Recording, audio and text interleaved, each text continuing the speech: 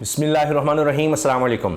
मौलाना फजलुर रहमान और जनाब राना सनाउल्लाह दोनों बहुत बड़ी मुश्किल में आ गए हैं। फजलुर रहमान साहब का तो मसला ये हुआ कि थाईलैंड नाराज़ होकर गए थे और थाईलैंड से वापस आते ही वो शहबाज शरीफ से, वज़ीर आज़म से मिलते हैं और गिले शिकवे करते हैं, मामलात को सुलझाने की कोशिश करते हैं।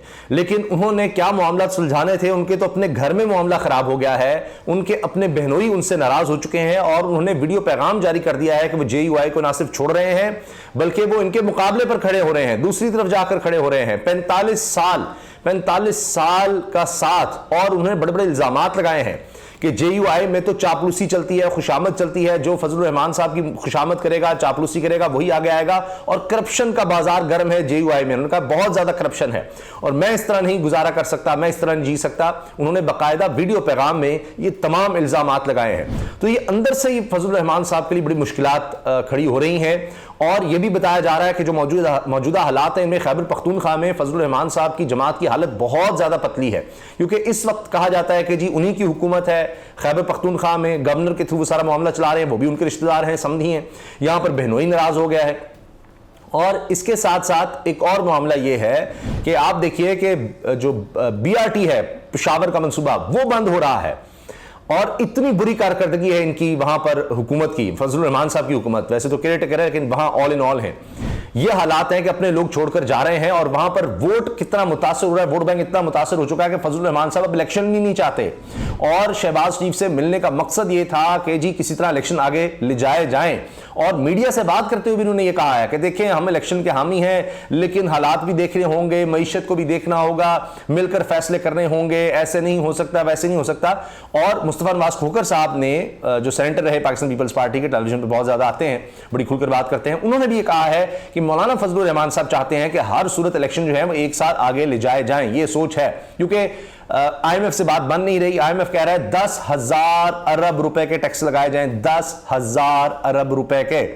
हुकूमत से पिछला 7,000 का टारगेट, 7,500 का टारगेट अचीव नहीं हुआ, तो अब वो 10,000 का कहां से कर देगी। फिर इसके साथ साथ हमारे माशियाती कह रहे हैं कि आप खुद कह रहे हैं कि जी 3% पे ग्रोथ होगी तो 25% मजीद टैक्स आप कैसे इकट्ठा कर लेंगे। 9वां और 10वां IMF कह रहा है, जी इशारा दे रहे हैं, हुकूमत कहती है, बकौल हुकूमत की कौन माने, कौन एतबार करे। 9वां और 10वां रिव्यू IMF इकट्ठा करने को तैयार है। उन्होंने इशारा दिया है। इशारा क्या, उन्होंने तो इशारे छोड़े, उन्होंने तो वाज़ेह अहकामात भी दिए हैं। आप इशारों पर खड़े हैं। 9 और 10वां रिव्यू, 9वां आपसे पुरानी हो, कहते हैं 9वां 10वां मिलाकर उन्होंने इशारा दिया है। तो उसके लिए आपने जो अरबों डॉलर इकट्ठे करने हैं, 6 अरब डॉलर, वो 4 अरब डॉलर आपसे नहीं हो पाए। 6 अरब डॉलर आप कहां से करेंगे। तो हुकूमत के लिए बहुत ज्यादा मुश्किलात हैं। मौलाना ये समझते हैं कि जितना वक्त है इसको इसी तरह से गुजार लें, एक साल हम आगे ले जाएं। लेकिन साथ ही राना सनाउल्लाह साहब जो हैं वो अलग परेशान नजर आ रहे हैं। और राना सनाउल्लाह ये कह रहे हैं कि जी इलेक्शन आगे नहीं ले जाने चाहिए, इससे मुल्क की मईशत को और ज़्यादा नुकसान होगा, और ज़्यादा मसाइल होंगे, और इलेक्शन इसलिए हम आगे ना लेकर जाएं, मईशत संभल नहीं सकेगी। वो ये समझ रहे हैं कि इलेक्शन करवा देना बेहतर है। उनको ये लगता है कि इस वक्त तहरीक इंसाफ को हमने किसी तरह से तोड़ फोड़ दिया है, तो ये वक्त है इलेक्शन करवा दें। आगे तो हालात और ख़राब नजर आ रहे हैं, इनसे नहीं संभल रहे। और कोई हुकूमत होगी, कोई मुनासिब हुकूमत होगी, तभी उससे कोई IMF जैसा मालियाती इदारा बात करेगा। खुद राना सनाउल्लाह कह रहे हैं। लेकिन असल राना सनाउल्लाह साहब को मुश्किल ये है कि सुप्रीम कोर्ट में मामला चल रहा है ऑडियो लीक्स का, और उसमें तो इल्जाम सारा राना सनाउल्लाह पर आ गया है। और जजेस के रिमार्क सामने आए हैं, चीफ जस्टिस के रिमार्क सामने आए हैं कि वजीर दाखिला ने प्रेस कॉन्फ्रेंस क्यों की। ऐसे बयान के बाद तो इस वजीर को हटा दिया जाता या वो मुस्ताफी हो जाता। जस्टिस मुनीब अख्तर ने रिमार्क्स दिए हैं कि आप अब ये कह रहे हैं कि हमने देखना है कि जो ऑडियो लीक्स आई हैं, जिसमें मुबैना तौर पर जी फलां से बात कर रहा है, कुछ जजेस के हवाले से ज्यादा उस पर फोकस है, तो आप कह रहे हैं अब तहकीक कर लेते हैं कि ये ऑडियोज ठीक हैं, सही हैं या नहीं हैं।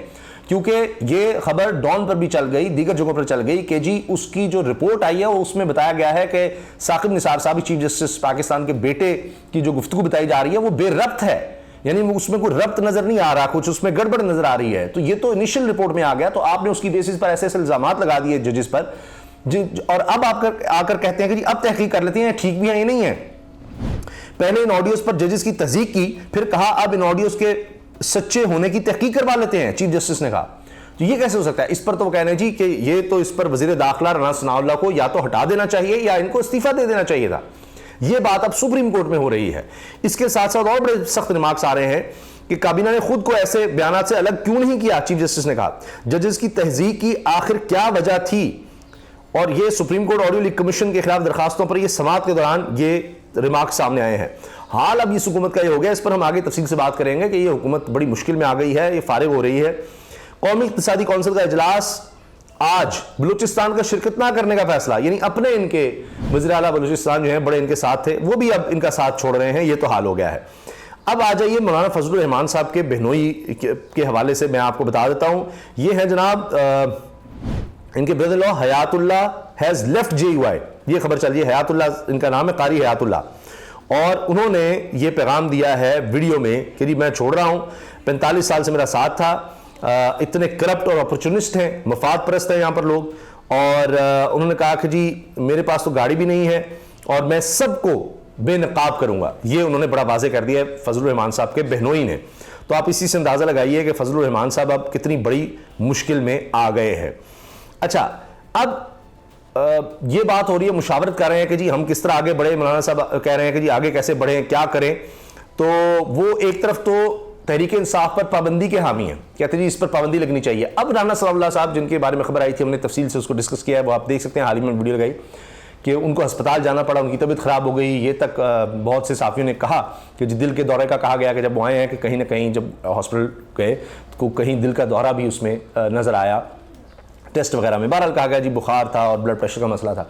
खैर, उसके बाद अब राना सनाउल्लाह कह रहे हैं जी तहरीक इंसाफ समेत किसी जमात पर पाबंदी नहीं लगनी चाहिए। और उनका कहने का मकसद साथ ये भी है कि जी देखें 4 हिस्सों में तो बढ़ गई है तहरीक इंसाफ, कुछ तरीन की तरफ, कुछ पीपल्स पार्टी की तरफ, कुछ हमारी तरफ आगे, कुछ अलग हो गए। तो कहते हैं जी इलेक्शन में जाना चाहिए, तभी हालात ठीक हो गए। मौलाना साहब कह रहे हैं इलेक्शन में नहीं जाना, और वो मनाने की कोशिश कर रहे थे शहबाज शरीफ साहब को। शहबाज शरीफ साहब अब मुझे नहीं लगता मानेंगे, उनको लगता है कि फिर दोबारा तहरीक इंसाफ मजबूत होगी तो हम कहाँ जाएंगे, क्या करेंगे, यही वक्त है। और इसीलिए उनके जो अल्फाज हैं फजलुर रहमान साहब के, यानी थाईलैंड से वापसी पर भी वो कोई पुरुमीद नजर नहीं आ रहे। वो कहते हैं जो करना है मिलकर करना है। इलेक्शन से मुतल्लिक सवाल पर फजलुर रहमान ने इंतखाबात की मशरूत हिमायत करते हुए इसे मईशत से जोड़ दिया और बोले हम इलेक्शन वाले लोग हैं, इतने मिलियन मार्च इलेक्शन के लिए किए, लेकिन देखना होगा, लेकिन से असल बात है, लेकिन देखना होगा कि मुल्क की सूरत हाल को नए हंगामों या नई प्रैक्टिस की भेंट चढ़ा दें या मईशत बेहतर करें।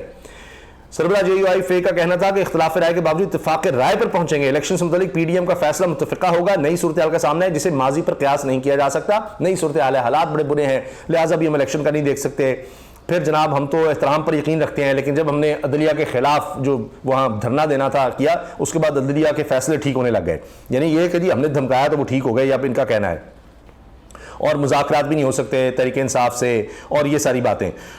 लेकिन वहां पर राना सनाउल्लाह जो हैं, जो सबसे ज्यादा खतरनाक बातें करते थे, उनके तेवर बदले बदले हैं। वो कहते हैं तहरीक इंसाफ समेत किसी भी सियासी जमात पर पाबंदी नहीं लगनी चाहिए, और हालात ऐसे हैं कि हमें जितनी जल्दी हो सके इलेक्शंस की तरफ जाना चाहिए टाइम पर। और एहसन इकबाल का मैं देख रहा था, वो भी ये बात कर रहे थे। उन्होंने कहा जी कि जी वज़ीर दाखिला राना सनाउल्लाह ने कहा कि तहरीक इंसाफ समेत किसी भी सियासी जमात पर पाबंदी नहीं लगनी चाहिए, क्योंकि इससे कोई नतीजा हासिल नहीं होता। बर वक्त इलेक्शन ना हुए तो 6 माह में मुल्क की मईशत और ख़राब हो जाएगी। यानी मान रहे हैं कि जब से हम आए हैं ये 13-14 माह में हमने मईशत बर्बाद कर दी है, 6 महीने हम और रहे तो हम मजीद बर्बाद ही करेंगे। तो इसहाक डार साहब के हवाले से उनको भी पता लग गया है।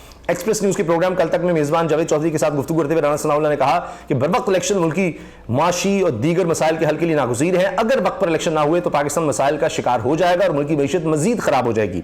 इलेक्शन ऐसे होने चाहिए जिसके नताइज सबको कबूल हों, क्योंकि 2018 में होने वाले इंतखाबात के नताइज पर हमें और दीगर सियासी जमातों को तहफ़्फ़ुज़ात थे। अब इसका मतलब यह है कि उनको भी नजर आ रहा है कि तहरीक इंसाफ नहीं टूट सकी, इतनी मजबूत है कि अगर बहुत ज़्यादा रिगिंग की, जरूरत से ज्यादा, यानी रिगिंग तो इनको करनी पड़ेगी, ये प्री पोल तो शुरू हो चुकी है, ये टूट फूट सारी तहरीक इंसाफ की, तो बहुत ज्यादा रिगिंग की तो मसाइल हुए, तो फिर भी क्योंकि हमारे पास इतनी वो है नहीं सपोर्ट, पब्लिक सपोर्ट कि हम आकर बैठ जाएं और कर दें, तो शायद इसका वो कह रहे हैं कि जी ये सब के लिए काबिल कबूल होंगे इलेक्शन, तभी कुछ हो सकेगा। तो इस तरह के मैनेज किए जाएं कि कुछ मान भी लें लोग, चूंकि उनको ये लग रहा है कि इतनी तहरीक इंसाफ टूट गई है कि अब शायद हमारे लिए कुछ जगह बन जाए। बहरहाल हालात जो हैं ग्राउंड रियलिटीज उससे मुख्तलिफ नजर आ रही है, क्योंकि तहरीक इंसाफ का वोट बैंक इंटैक्ट ही नहीं है बल्कि बढ़ रहा है, ज्यादा हो गया पहले से। वोट बैंक की मैं बात कर रहा हूं, वोटर्स की बात कर रहा हूं, सपोर्टर्स की बात कर रहा हूं, जो ऊपर इधर उधर लोग गए हैं उसको छोड़ दीजिए आप।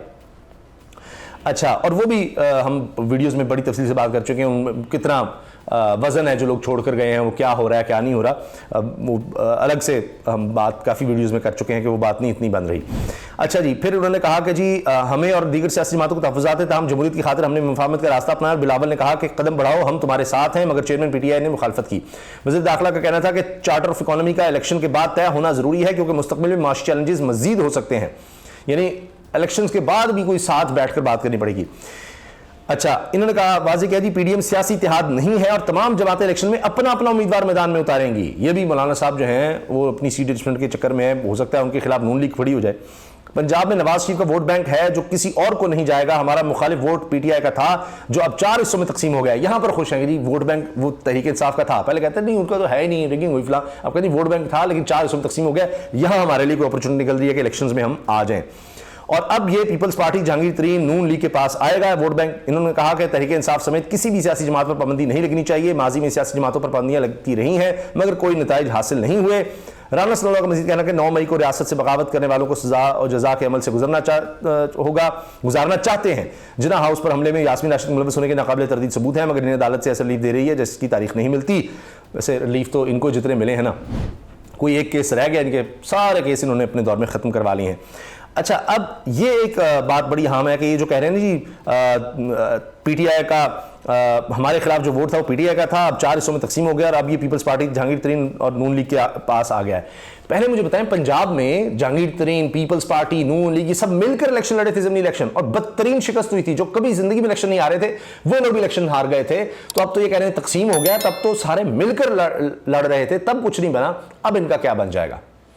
अल्लाह हाफिज।